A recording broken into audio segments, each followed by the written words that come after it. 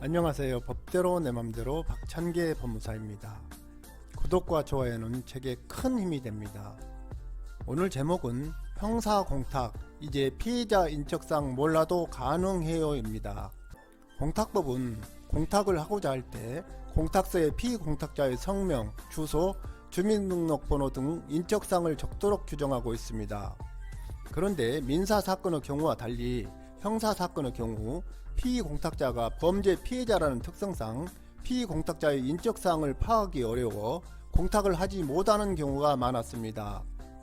이에 따라 피의자나 피고인이 불법적 수단을 동원하여 피해자의 인적사항을 알아내어 피해자를 찾아가 합의를 종용하고 협박하는 등 사회적 문제가 되곤 하였습니다.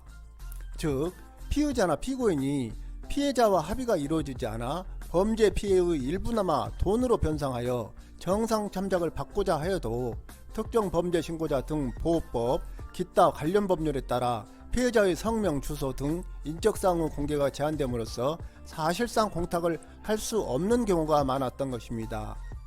이에 따라 국회는 2020년 11월 19일 공탁법 개정안에 형사공탁 특례조항을 신설하여 피고인이 피해자의 인적사항을 모르는 경우에도 공탁을 할 수 있게 하였습니다.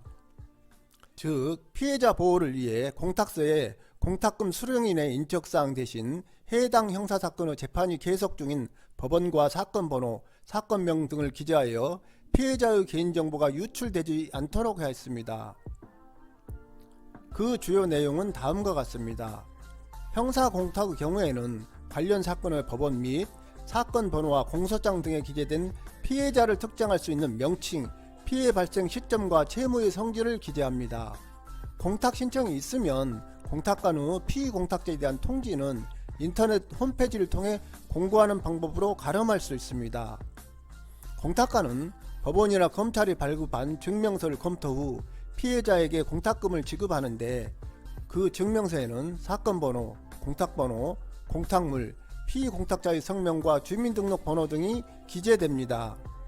이러한 형사공탁 제도는 피해자의 개인정보를 보호하면서 공탁 수령을 용이하게 할 수도 있고 생활 속에서 자주 발생하는 경미한 형사사건에서 거액의 합의금 요구로 발생하는 각종 문제들을 일정 부분 해소할 수 있을 것으로 판단합니다. 이 개정 공탁법은 공포 후 2년 내에 시행되므로 2022년 말 또는 2023년 초가 되어야 효력이 발생합니다. 그런데 이번 형사공탁 특례 조항은 형사공탁을 할 수 있는 주체를 피고인으로 한정하였는데 수사 단계에 있는 피의자에게도 적용해야 할 필요성이 있다는 견해가 제기되기도 합니다. 물론 피의자가 피해자의 인적사항을 파악하고 있는 경우에는 민법상 변제 공탁이 언제나 가능합니다. 참고로 피의자나 피고인이 공탁을 할 때 공탁금 해소 제한 신고서를 공탁서에 첨부하는데요. 그 내용은 기원의 이 공탁 사건에 관하여 공탁자는 피공탁자의 동의가 없으면 다음의 형사사건에 대하여 불기소 결정이 있거나 단 기소유예는 제외합니다. 무죄 판결이 확정될 때까지 공탁금에 대한 해소 청구권을 행사하지 않기로 신고합니다. 그리고 사건번호, 사건명, 피의자 또는 피고인을 적습니다. 오늘은 여기까지입니다. 감사합니다.